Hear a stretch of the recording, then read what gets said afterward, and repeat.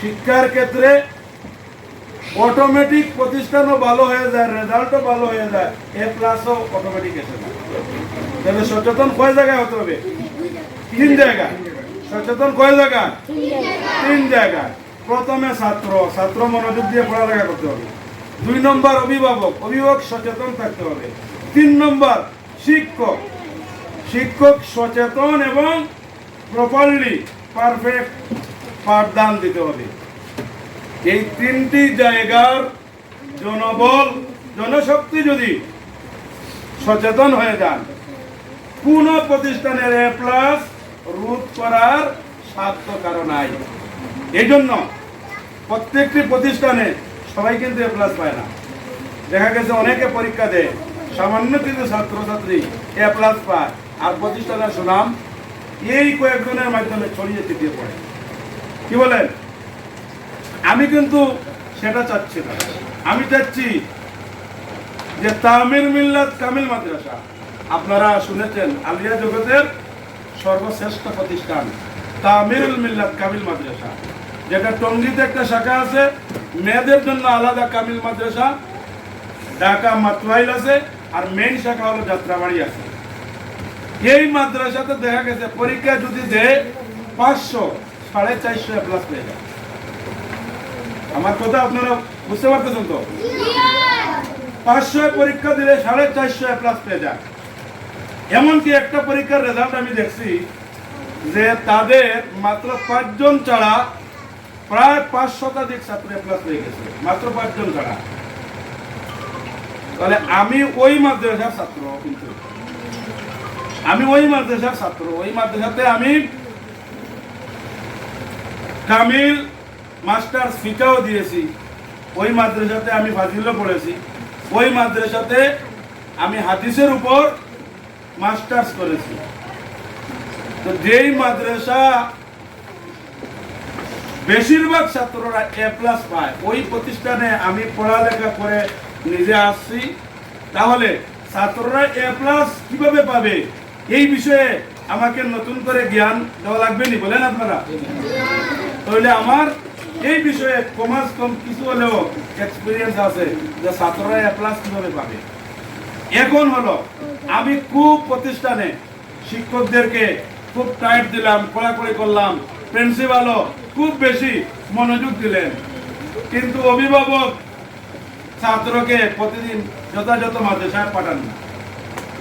ছাত্র রেগুলার আসে না, ছাত্রের পোশাক আশাক, তার শরীরের খোঁজখবর অভিভাবকের নাই।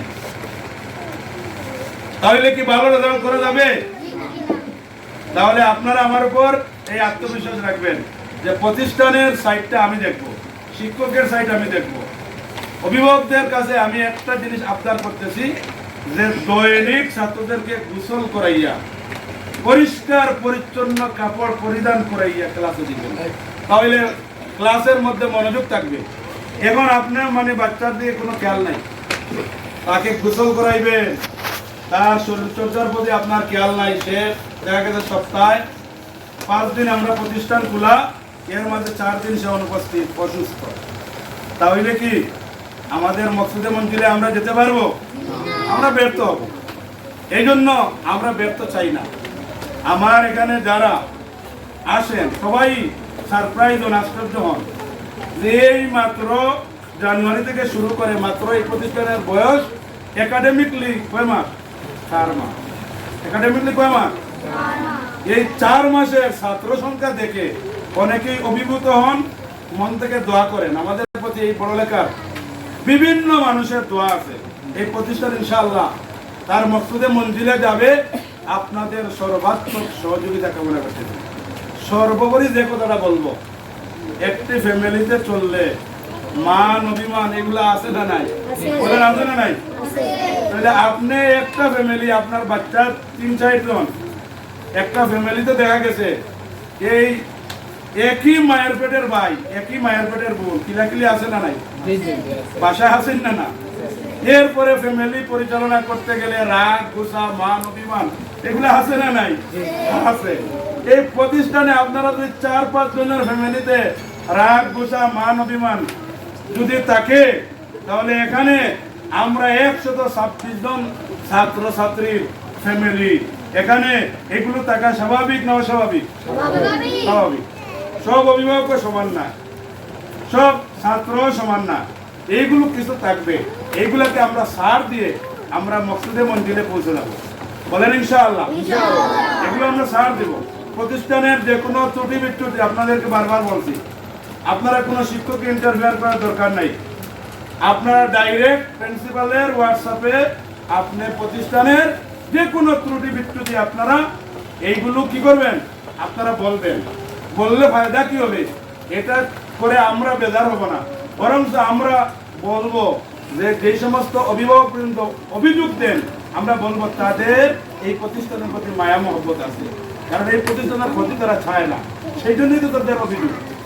এই জন্য আপনারা প্রিন্সিপালের হোয়াটসঅ্যাপে আপনাদের অভিযোগ দিবেন।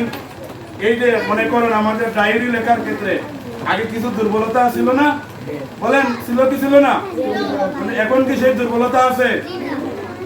তাহলে এইটার প্রশংসার দাবিদার কারা জানেন? আপনারা অভিভাবকবৃন্দ। অভিভাবকবৃন্দ সচেতন, জেগে উঠেছেন, বলেছেন কি ডায়েরি আমরা প্রতিদিন পাচ্ছি না। আপনারা ডায়েরি পাচ্ছেন, কিন্তু মাঝে মধ্যে যে পাচ্ছেন না, সেইটার অভিযোগ দেওয়ার কারণে এখন 100% এটা নির্মূল হয়ে গেছে। এখন ডেইলি আপনারা অনলাইন অফলাইনে ডায়েরি লেখা পাচ্ছেন কি পাচ্ছেন না? এই জন্য এখানে আমাদের সকলের কৃতজ্ঞতা আমি প্রকাশ করছি যে সকলেই আপনারা প্রতিষ্ঠানের শৃঙ্খলা মেনে আমার শিক্ষক মহোদয়গণ সচেতন হয়েছেন, অভিভাবক সচেতন হয়েছেন এবং ছাত্রছাত্রী সচেতন হয়েছেন। এই জন্য মহান আল্লাহর দরবারে লাখো কোটি শুকরিয়া আদায় করি। ইনশাআল্লাহ আমাদের অভিভাবক বৃন্দের সহযোগিতা পেলে ইনশাআল্লাহ আমরা এই প্রতিষ্ঠান মসজিদে মঞ্জিলে পৌঁছাতে পারবো। অভিভাবক বৃন্দদেরকে আর কষ্ট করতে চাচ্ছি না, কথা বললে অনেক কথা বলা যায়।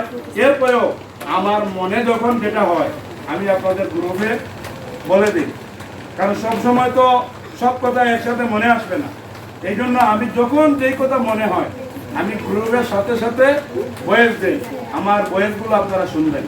এই ভয়েস শুনে ছাত্র, উস্তাদ, প্রতিষ্ঠানের পরিচালকবৃন্দ, অভিভাবকবৃন্দ সকলেই যদি আমল করি ইনশাআল্লাহ কম দিনে এই প্রতিষ্ঠান তার লক্ষ্য প্রাণে চলে যাবে।